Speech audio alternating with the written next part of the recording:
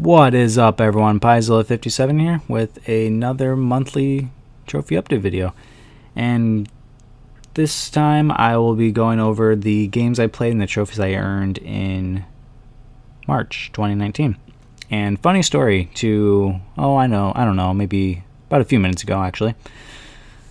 So I actually, went through this and recorded about 40 minutes of audio just to find out I wasn't recording my audio at all.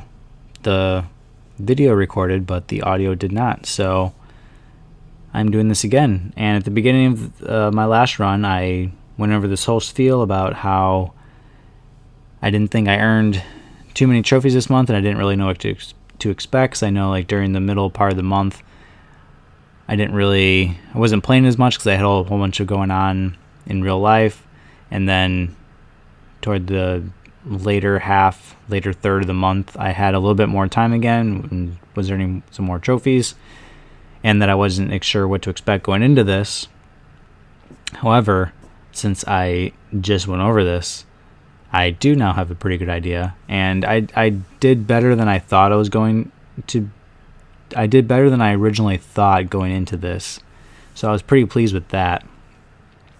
But enough of that. I guess we can go ahead and dive right in. So if you haven't watched my other videos, basically I go to my PSN profile and I go to my trophy log, and this basically just lists all of the trophies I earned in chronological order. You can filter it in many different ways, but for the purpose of this video, I just filter it in chronological order, and I basically go from the trophies I earned most recently at the end of the month, and I go backward toward the trophies I earned at the beginning of the month. So let's dive right in. And one other thing I should mention that I've mentioned in my other videos, but again, if you haven't watched my other ones, one goal I'm focusing on this year is completing more of the games that I've started previously, and basically raising my completion percentage and stuff like that. And that has consisted mostly this year so far of going back to games and finishing up the DLC. So especially in March and February, there were tons of games where I had the Platinum Trophy for over 2 years, and I just had gone back and did the DLC to get 100% the game trophy-wise. So that's one thing you'll be seeing a lot of this year. Not as much this month. There are a couple of instances, but let's dive right in. So the very last trophy I earned in March was getting a total of 1 million points in multiplayer, and this is in Killzone Shadowfall. So Killzone Shadowfall is actually the very first game I bought on PlayStation, and I bought it on PlayStation 4, and I actually bought this game before I got my PS4. It was the same day. I had my PS4 ordered and ready for pickup at a GameStop closer to my house right before Thanksgiving break, and I went to the GameStop in the town I went to college in, and I bought this game. And then later that day, once I got back closer to my parents' house, I picked up my PlayStation 4 from a different GameStop. So the first couple of trophies I earned on my account is from Killzone Shadowfall. However, the only 3 trophies I had in this game were for completing the first 3 chapters in the story, which I don't remember at all. This was more than 4 years ago, so when I get back to that, I'll be starting over.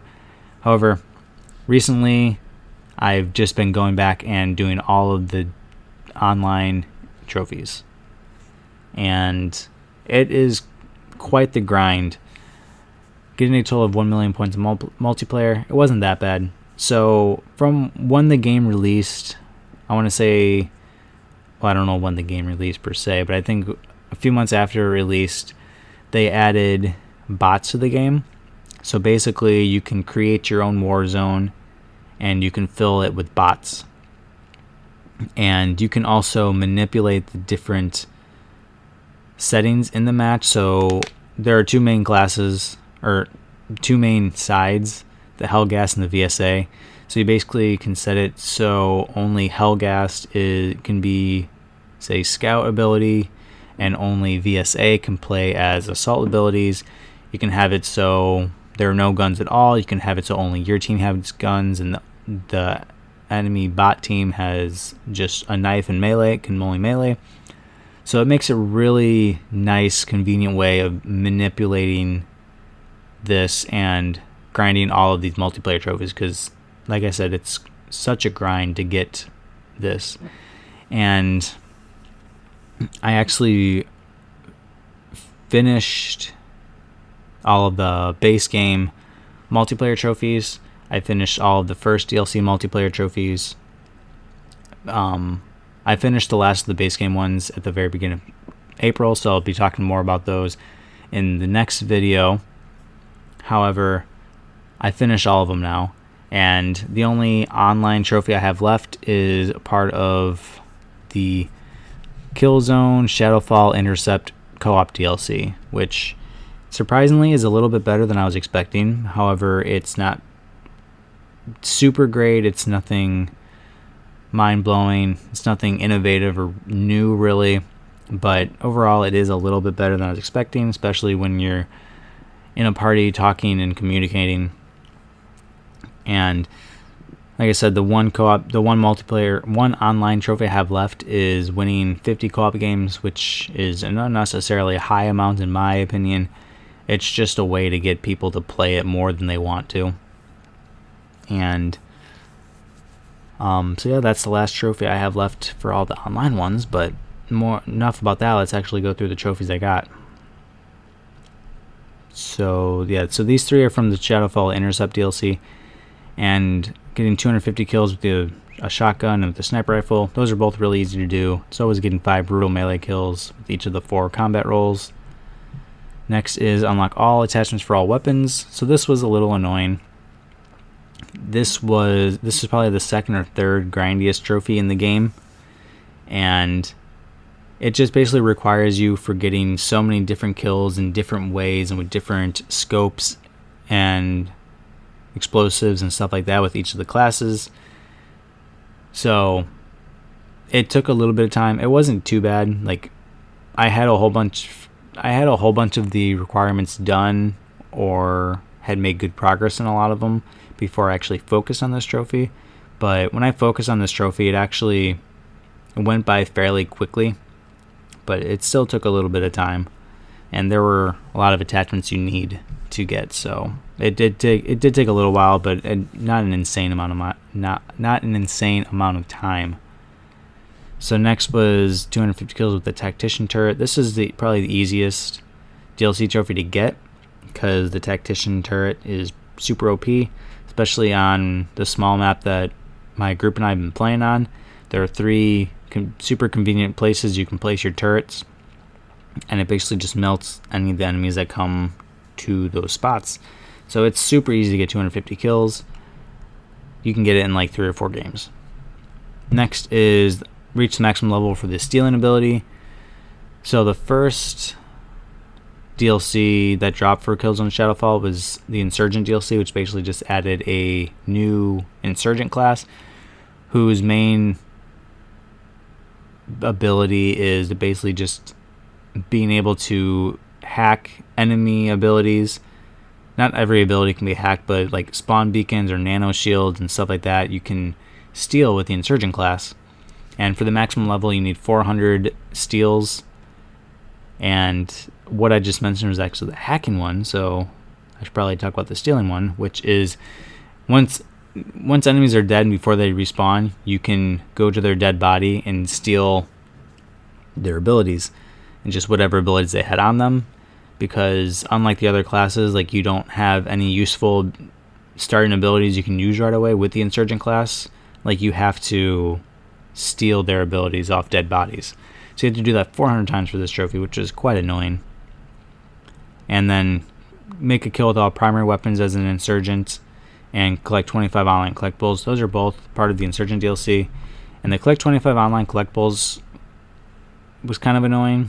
I don't know why online collectibles are even a thing. It's such a stupid idea. But you can go to the Killzone Shadowfall website. You can view their list of all their war zones. And you can find and filter for war zones that have online collectibles. And then you can join a... Since the game is not very populated at all, you can easily find war zones that don't have any people. So when you join, it's just populated with bots. And when you do it on the Penthouse, which is the smallest map, it actually makes it very easy to just run around, try and find the collectible. There's only one on each map per round. So once you find the collectible, you can just quit out and then rejoin, and it'll restart the match, and you'll be able to find the collectible again. So you just do that until you get 25. And then going back up here to complete 400 challenges. So this actually isn't as bad as it might seem. So the game actually has, with the addition of the Insurgent DLC, the game actually has, I think, over 1,200 challenges, and most of them are super easy. And so the grindiest trophy in the game is upgrading all abilities to their max level, which is 11, and you get like 10 or 11 challenges per ability just by upgrading it. You get a whole bunch of challenges for on the way to unlocking all of your weapon attachments, and then there are also a whole bunch of other super basic ones as well that you get in like the different game modes and stuff like that. So it's actually very hard to not get this trophy on the way to upgrading all of the abilities and unlocking all the weapon attachments. And on top of that, they're not as many, but there are challenges tied into the single player as well. So on your way to the platinum and doing everything else, you should easily get this one. If not, you can view the challenges and see which ones are easy. So next is my favorite, more Tomb Raider DLC. So this came to a surprise for me. So when they first announced the game in the season pass, it entailed 7 challenge tombs over 7 months. And this is the 6th challenge tomb. And you'll understand why I was confused earlier as I'm going through this video. But essentially, there was another DLC that dropped at the beginning of March. So I was surprised when I saw the release date for this one also being in March. And because up until this point, there was one per month, which was announced. So it was kind of unfortunate that for the second time this month, I had to drop what game I was playing, which in this case was Killzone Shadowfall, and then go back to Shadow of the Tomb Raider for an hour and a half to finish all the trophies, and then drop it again. So it's nice that the DLCs only take hour and a half, and each challenge tomb has the same 5 trophies for completing the challenge tomb, which is tied in with completing the side mission. So you complete the challenge tomb on the way to completing the side mission. And then there's one for obtaining the volcano skill, or obtaining a skill in general. Like each DLC has these 5 exact same trophies. So the skill that you need to obtain, you automatically get by having the DLC. And then equipping a certain weapon and an outfit. So one of them you automatically have unlocked, but with the DLC, similar to the skill. And then the other one you unlock by just completing the side mission. So then once you're done with the side mission, you can just go to your campfire and equip the weapon, the outfit, and you'll get the trophy. And then getting a bronze, silver, gold medal in time attack and score attack, which are not fun game modes at all. Time attack isn't too bad. Score attack also isn't that bad. However, score attack is the score you can get is severely hindered when you're playing it solo. It's definitely catered toward co-op because each challenge tomb, there are multiple different paths. For score attack, you basically just have to pick up different orbs, these blue and green orbs, and you have to keep getting them to get your multiplier up. And if you wait too long between picking up orbs, your multiplier goes back to 0. So obviously you want to keep your multiplier going. There are also little lanterns you can shoot that give you more points and also keep your multiplier going. So, depending on how long you keep your multiplier going, you can get bronze pretty easily. You can possibly get silver, but barely in a lot of the challenge tombs. But getting a gold medal solo in these challenge tombs are almost impossible. I'm sure it's not, but it's very tough to do. It's definitely catered more toward co-op, so it's a good thing you can do these solo and just need a bronze medal. And since I don't care, I'm happy just doing this solo, just getting whatever I need to get a bronze and just moving on. So, I think I mentioned this was the 6th of 7 challenge tombs. So even though it was annoying that I had to drop everything I was doing for the second time this month to go back to it, and they're particularly not very good challenge tombs in general, it's nice. The one good thing is they're getting them out of the way, so the quicker they release them and the quicker I do them, the quicker I can be done with the game forever, delete it off my hard drive finally, and clear up some space. But that being said, this DLC was actually a little bit better than I was expecting. Again, it's nothing fantastic at all, especially the side mission. None of the side missions are very good. But in terms of the challenge tomb, I think this is probably my favorite one. It wasn't super shitty. It was just partly shitty. Let's put it that way. Be nice. So, got some more Killzone Shadowfall trophies. Here's the hacking ability one I was talking about, which also required 400 hacks. I was doing this with 2 other people, and basically, when you steal the ability, so you had the nano shield, and then all 3 of us had a nano shield up, and we had 2 people on one team and 1 on the other team. Basically, you just keep hacking each other's nano shields and then re-hacking it after they've hacked it, and it racks up the hacks pretty quickly, because doing this just against bots, it's pretty hard to do, because you have to get super close to everything you can hack, like the nano shield or the spawn beacons. Like, you have to go right up to it, and it's very easy to die while you're doing this. So I was fortunate enough to have those 2 people helping me.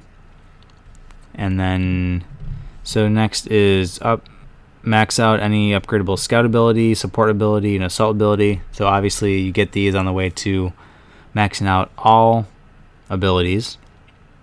But this trophy right here, reaching the maximum level for the E-Pulse emitter, tactical echo emitter, and guard drone, these are all DLC abilities that were added to the base game classes.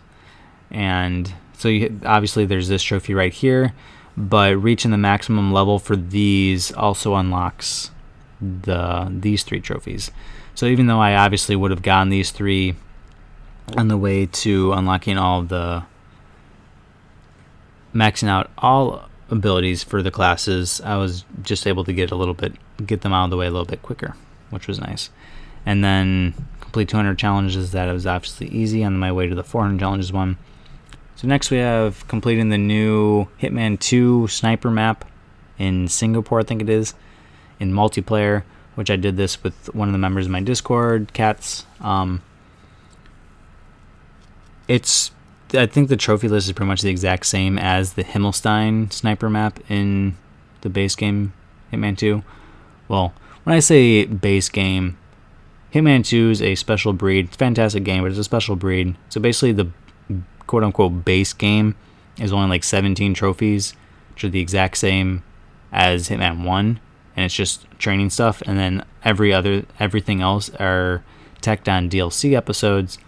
But these are all maps and episodes that released with the game, so it's kind of all bundled into the base game, because you can't buy them individually, I don't think.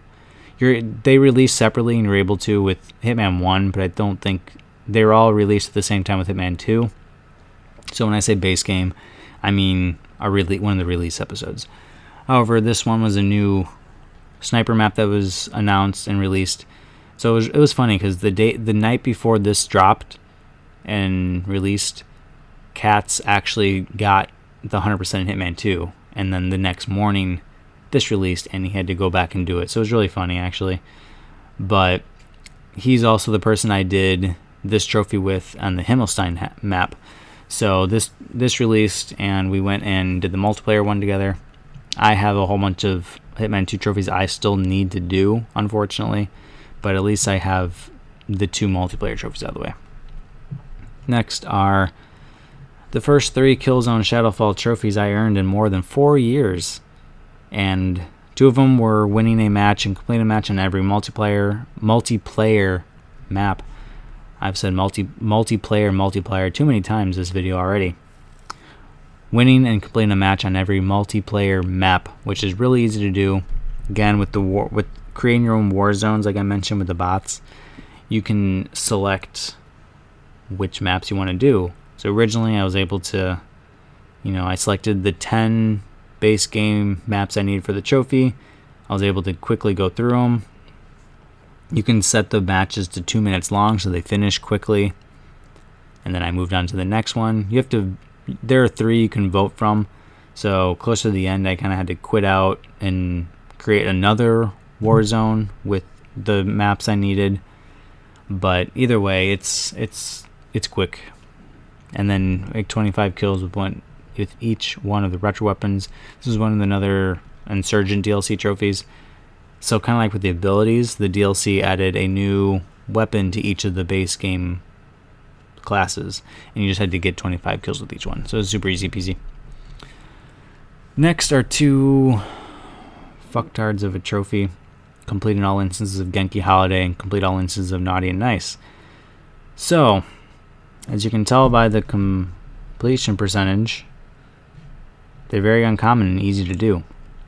However, they are glitchy messes, and for some reason the trophy guides on both .org and this website don't mention that. So this is part of the How the Saints Saved Christmas DLC, which has 3 missions.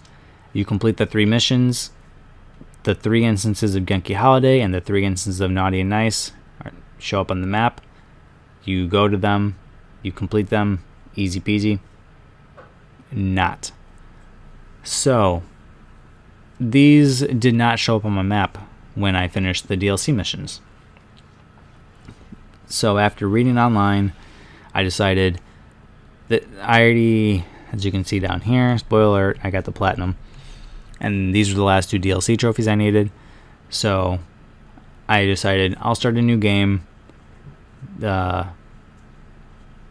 It doesn't take that long in the game to access these missions, and then access the DLC. And once I access the DLC, it doesn't take super long to finish them because there are only 3 short missions. So I did that. After doing that, the Naughty and Nice missions actually did pop up on my map, so I was able to finish those. However, the Genki Holiday one still did not. And upon further investigation, I read up that some people said that the Genki Holiday instances were showing up on the map before starting the DLC, which isn't supposed to happen. And then once they finished the DLC, they were not on the map anymore. Also not supposed to happen. So I did not want to start over a second time. So fortunately, I had a manual save on this game from over 4 years ago when I first started this game. And the save file was, I progressed far enough to have unlocked the DLC and to be able to play it, but I did not do the DLC yet. So as soon as I loaded it up, the Genki Holiday instances popped up, so I was able to do those. So I was very, very fortunate that actually worked, and I'm not sure why. And I also don't know why the trophy guys don't have these as glitched when they clearly are. But I was running out of patience, was finally able to get both of these to work, and I did it. Got 100% in Saints Row 4 re-elected, as you can see right here, after more than 4 years. So, but before that, another Killing Floor 2 DLC trophy, because they keep adding them for whatever reason. And just like all the other DLC trophies, it's super easy. It's just a new map. You have to destroy 10 collectibles on the map. You can do it solo, offline. In the first wave, you kill all the zombies and leave one of the big fat bloaters that walk slowly. Then you can travel the map as slowly, as quickly as you want. Take your time, find all the collectibles. There are more than 10 collectibles in all the maps, so you just have to find 10 of them. You can look at videos, you can find them yourselves. Some of them are a little bit hidden. They're not super hidden though, but it takes 10-15 minutes for each DLC trophy, so it's not hard at all. So then got the Saints Row 4 re-elected. So as you can see here, this is the first one I got when going back to it. Get 250 kills with the minigun. So I didn't have that many trophies left in the game. So I should have, I don't know why I haven't finished this sooner. But one of the reasons is to complete all the challenges. There are quite a few challenges you have to complete, and while none of them are hard, they can be a little time consuming. Most of the challenges I had left were getting gold medals in all of the instances, all the challenges or whatever, which is not all challenges, but on all the instances, which were pretty annoying. However, this is one of those games where game difficulty ties into how difficult it is to complete the challenges. So I looked at my game difficulty and I set it down to casual, which is the easiest difficulty. And that's changed the requirements of the challenges, so it actually made the challenges easier. So even though I had finished the game and did everything else on a higher difficulty, setting it to a lower difficulty was able to make the challenges easier. And since I don't care about the challenges, I went ahead and did that just so I can get them over with. And then after that, most of the challenges I had left were just killing a certain number of enemies or aliens with certain weapons. So it actually didn't take nearly as long as I was expecting. This was all DLC stuff. Complete 98 versus games. So Operation Raccoon City was one of the games I actually started this month. And I got this in the Resident Evil Super Bundle, which was on sale back in February, I think, I think February. And this was one of the games that was included in it. And I know this game isn't supposed to be fantastic by any means, but it's a Resident Evil game. I've come to really enjoy the Resident Evil games, and I want to try and complete as many Resident Evil games as possible. So that includes this game. And of course, that is a very big undertaking, because I think including stacks, there are 21 Resident Evil games. So I doubt I'll actually make it that far, but it would be nice to complete as many as I can. I own most of them now, actually, so it's not out of reach. It just takes a lot of time.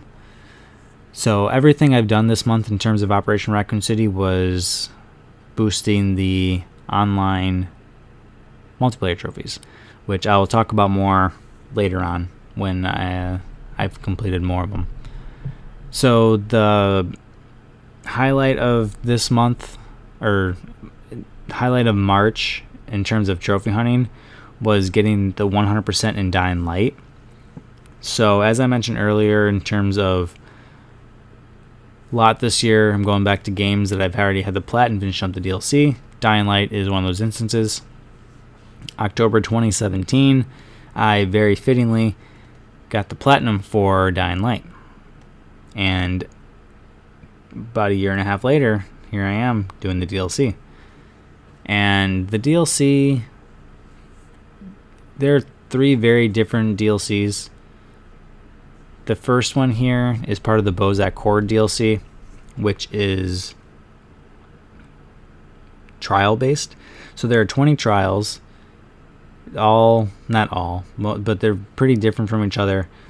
So you have to complete these 20 trials, and you only get, like, if you fail once, you only get 3 tries, so you get to restart that trial you were on.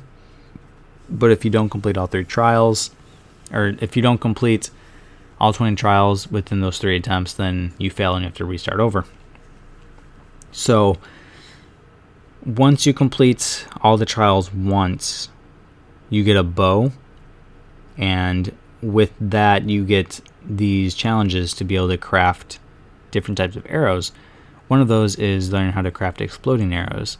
So to do this, you have to beat all 20 trials within a certain time limit, and that time limit is dependent on how many people you have, because you can play the base game with 4 people, but you can also play the Bozak Horde with 4 people, unsurprisingly. And the more people you have, the more strict the time limit. So there actually is one co-op trophy in Bozak Horde. So after you complete all 20 trials, if you're in co-op, then you have like a bonus trial where basically you just are pitted against each other and have to kill each other, and the last person standing gets the trophy. So I forgot where I was going with that, but for exploding arrows, you have to beat it all 20 trials within a certain time limit. So when I first got to this game, or to this DLC, I obviously didn't really know what I was doing with all the trials, and Jackie in one of my Discord servers, she already had 100% of this game. She was helping a whole bunch of other people because a whole bunch of people were going back and doing this game. So she ended up helping me with originally completing the 20 trials and getting me that co-op trophy, the last one standing. And obviously she carried me hard because I didn't know what I was doing with the 20 trials. She obviously did know what she was doing, and I just didn't really know what I was doing. So while we were doing, she was like, all right, stay here, kill these enemies when they pop from these vans. Or she'll be like, they're time trial checkpoint races. She'll be like, all right, go up here toward this next one. So once I get this checkpoint, you're already close to that checkpoint. So she was basically had to very quickly tell me what to do as we were going and doing it. And we ended up doing it. We did. So unfortunately, you can't get this trophy the first try, because as I mentioned, once you beat it once, then you get the bow and the ability to unlock these arrows. So the first try, we actually did beat it under the time limit, but unfortunately did not get the trophy. So we did it again to go for this trophy, and we would have had it. However, the very last enemy glitched on us and just would not die no matter what. So we had to purposely kill ourselves and restart that trial. Like I said, you get 3 tries. We did not fail any of the other tries. So when you do have to retry a trial from failing, your time doesn't reset to what it was when you first started the trial. It just keeps going up. So because of that, we did not complete the trial in the time limit because of that enemy that glitched on us, which is super unfortunate. And this was pretty late in the morning, late at night, early in the morning, however you want to look at it, when we were attempting this, and she had to go to bed. So she was like, all right, just do it solo. It shouldn't be too hard. You know what to do now. You get 3 extra minutes, blah, blah, blah.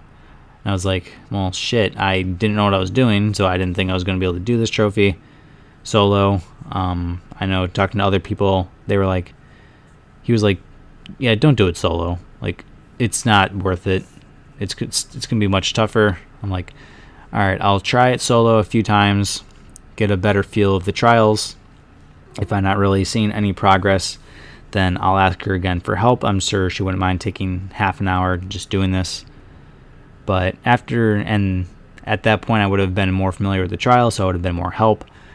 So I tried a few times, and I was like, all right, I'm actually getting the hang of this. Like, this doesn't seem too bad. And so I gave it a few more tries, and then I just kept dying on really stupid things. It didn't make much sense why I was dying, but I was like, I think I can do this solo. And lo and behold, I actually did it solo. I'm much prouder that I did it solo. Feels better. And so I actually did die once on my successful attempt toward the end, on a really stupid death. And instead of just quitting out and restarting, I decided to go ahead and try anyway because I was close to the end. And up until that point, like after you finish a trial, it basically tells you a positive number or negative number in terms of where you are and how quickly or slowly you've done it compared to your personal best. And up until that point, like all my trials I was at like more than a positive 3 minutes faster than all my other ones. So I decided to just go ahead and give it a try. And when I finished, I was actually still about just under 2 minutes faster than the required time limit. So it was a really good run on my part, and I'm happy I got the successful attempt and got the trophy. Did it solo. Bada bing, bada boom. So next we have a few other DLC trophies from the following DLC. So which is like the main story type DLC, like you see Dying Light, and then you see Dying Light the following edition, which includes all the DLC.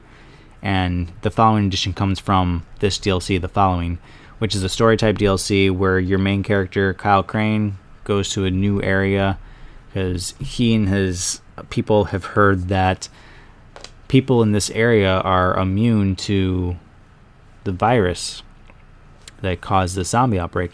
So he goes to investigate it and blah, blah, blah. Don't want to get into spoiler territory, but it's like a story DLC, and it wasn't super good, but it wasn't terrible. It dragged on quite a bit, especially toward the end of the DLC. The last couple of missions just dragged on way too long. And then once you finish the DLC, some of the other trophies I had to do, like reach driver rank 12, was a little bit of grind. It wasn't a terrible grind. Like I spent maybe an hour and a half just driving around, running over zombies to get to rank 12. And then win Bilal's race is actually a missable trophy in this DLC. You only get one attempt at this. However, it is super easy, and as long as you have gotten used to driving the buggy and have some of your parts upgraded, it's really easy to do and it's hard to fail. But you can always back up your save on the cloud or a USB drive, and if you fail, delete your save and reload it off the cloud or USB and try again. But it's nothing hard. So next is a couple more, and then score 10 headshots on races met with the bow. This is part of the Bozak Horde DLC, but you can't do this in the actual Bozak Horde because there are no humans in it. It's all zombies. And you can do this with any bow. You don't use the bow you get from completing Bozak Horde once. So you can get this early on without even touching the Bozak Horde arena.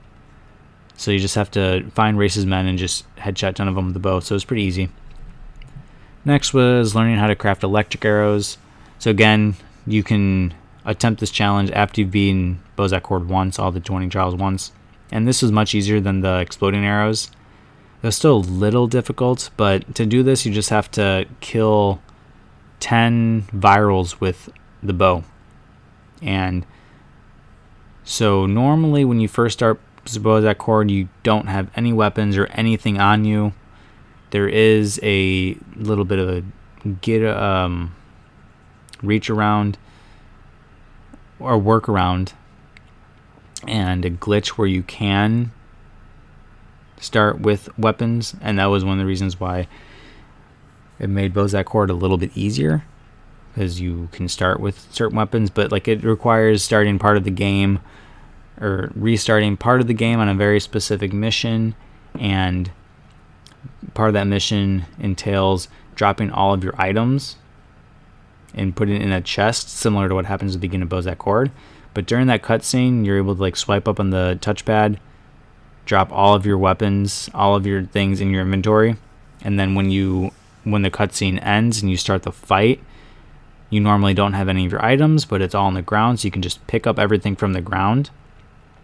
So then that point forward, the game kind of registers those items as being stashed, even though they're in your inventory. So when you do Bozak Horde, even though all of your items are supposedly stashed, those items that you had and dropped in the main mission, you now have. It's a very strange glitch. I have no idea how people figured it out, but it's there. And anyway, long story short, once you finish Bozak Chord once, you can actually start. When you start Bozak Chord, you actually can start with that bow. However, you don't have any arrows, and the way to get arrows is by killing virals. And every time you kill a viral, there's no guaranteed that they have arrows. So you just have to kind of get lucky that the virals you kill have arrows. And then the virals are very fast and they swarm you super quickly. So then you have to try not to die. You have to actually kill them with the arrows. And it was a little bit challenging, but not nearly as hard as the Exploding Arrows one.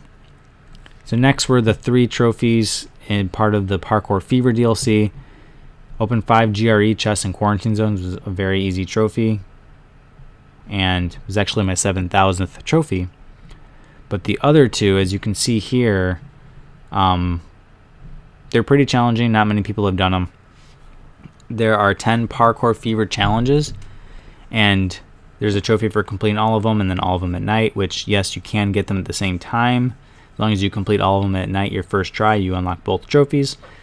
And doing them at night is obviously a little bit harder because of the zombies that only come out at night and are very aggressive and powerful and limited visibility. There is a flashlight you can use, which helps a lot. And overall, like, doing it at night wasn't super challenging. The most annoying thing was you can only, like, nighttime only lasts so long. And for some reason with this update, they did not add the ability to change whether it's night or day, like from the main menu, or switch it to manually change it where you have it set to only day or set to only night. So once 6 a.m. happened and night ended, you had to go back to a safe house. You had to sleep until it's nighttime, then go back to the mission area, the start area, and do some more tries.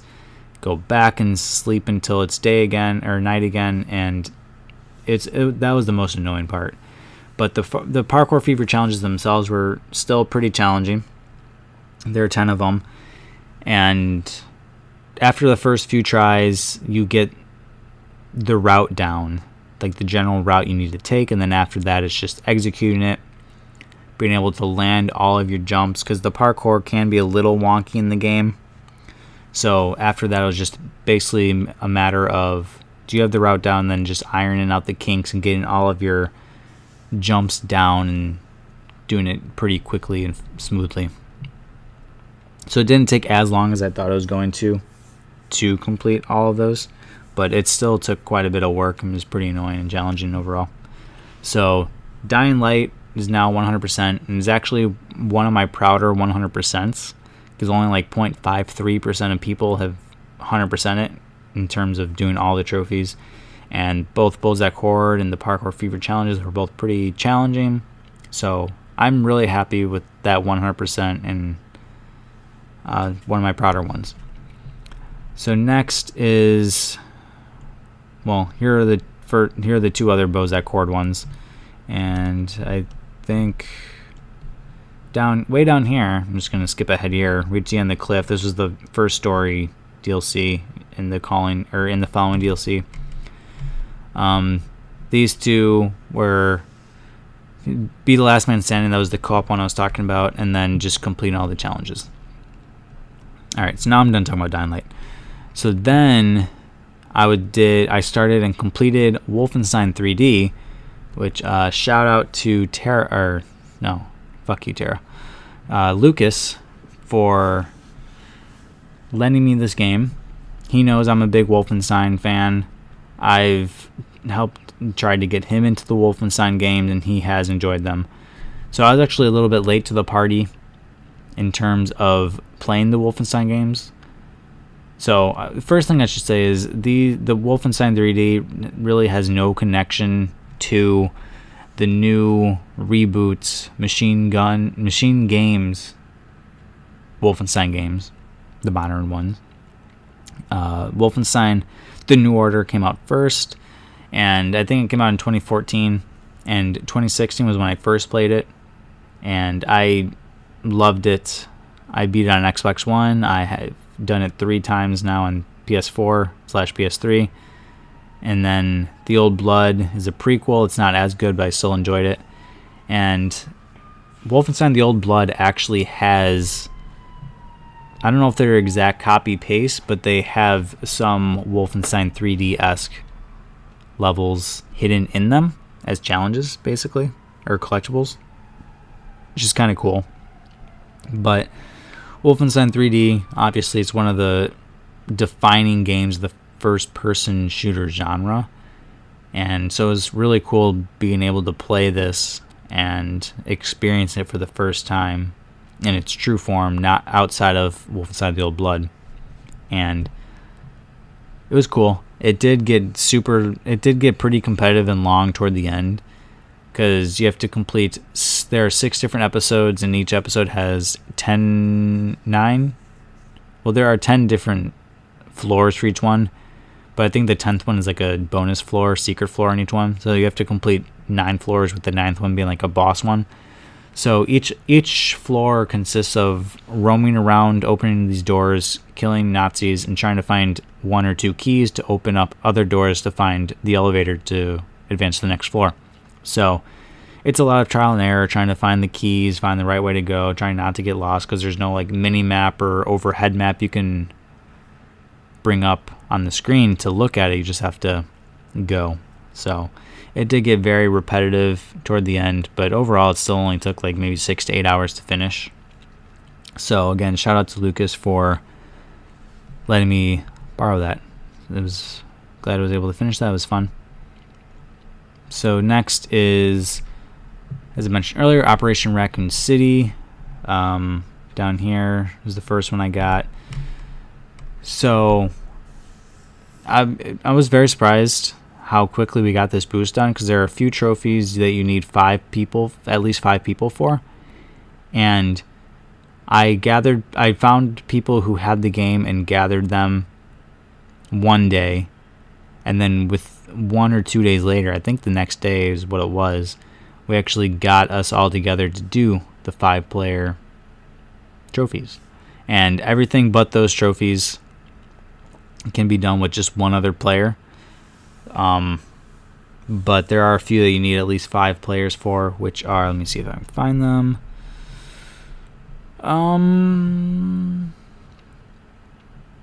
In Survivors mode, have all 4 players on your team survive the game. And in Heroes mode, eliminate 4 heroes in one game. These 2 you need at least 5 other players, because you need to have, for these, you need to have, there are 2 teams, you need to have at least 4 people on one team for both of these trophies, and then 1 person at the very least at the other, on the other team. So got those done. I was in charge of boost. I was in charge of setting up the boost and getting it together. So I created this outline of all the multiplayer trophies and which ones required 5 people and how to do them. So I was pleasantly surprised how quickly and efficiently we were able to get the boost started and finish it all. And then between this, it was Tomb Raider, another challenge Doom. So again, like I mentioned, there's supposed to be one every month. This is the first one of the month. Wasn't expecting another one until April, but as we saw earlier, that was not the case. They decided to release 2 this month. Again, same 5 trophies as all the other ones. Nothing spectacular here. Pretty shitty and haphazardly thrown together challenge Doom and DLC like most of the others.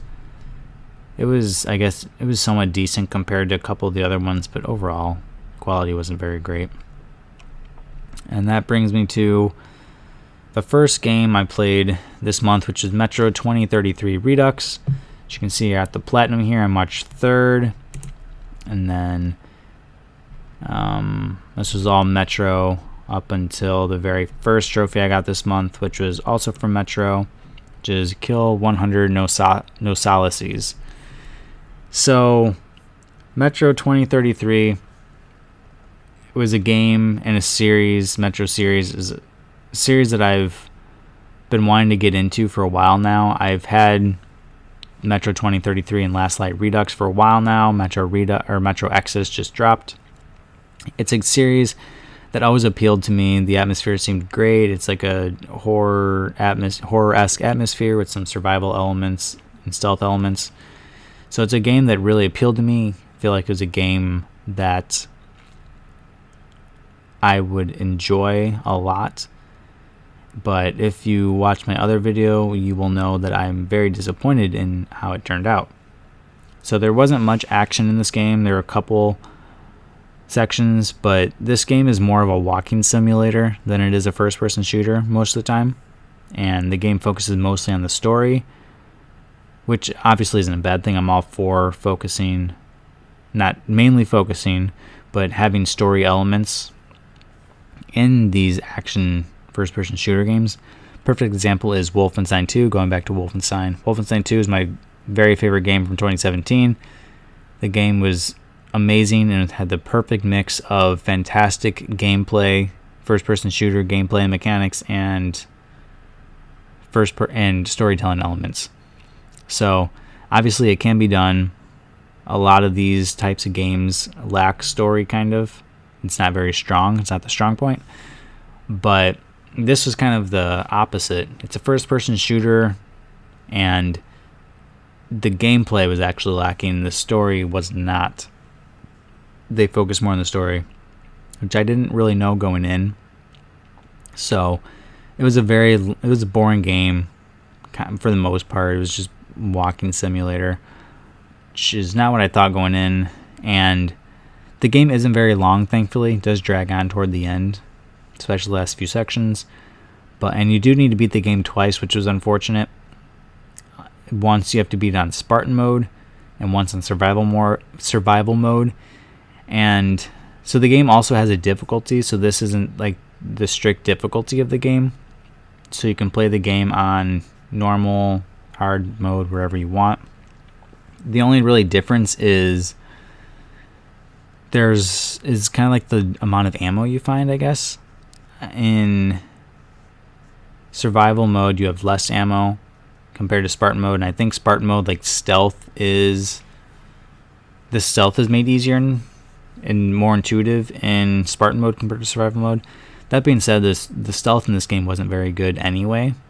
It was a big emphasis, and they wanted you to do stealth, but for the most part, it did not work at all, which is unfortunate.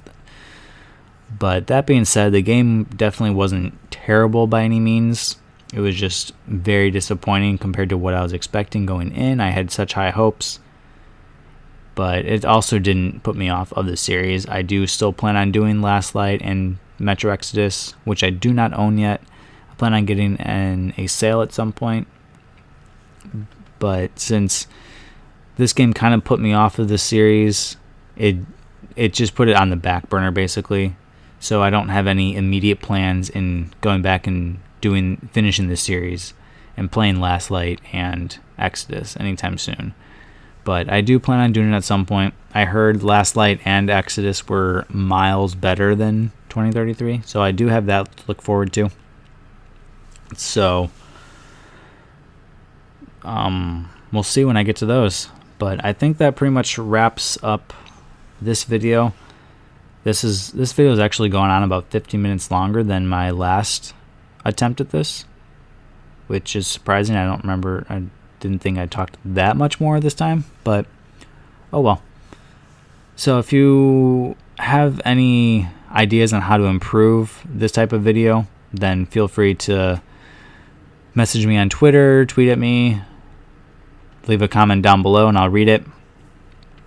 But this is the same style I've done for all three of these videos so far. So if you want to see me change things up, then feel free to leave suggestions and I'll take them into consideration. But I think that's it. Surprisingly, there are some people who are looking forward to these videos. Shout out to Lucas and Tara, my Dutch boys, who are looking forward to these videos, and they're always asking me when they're going to be uploaded. And apparently at the beginning of the month, once I'm done earning trophies, the previous month isn't an acceptable answer.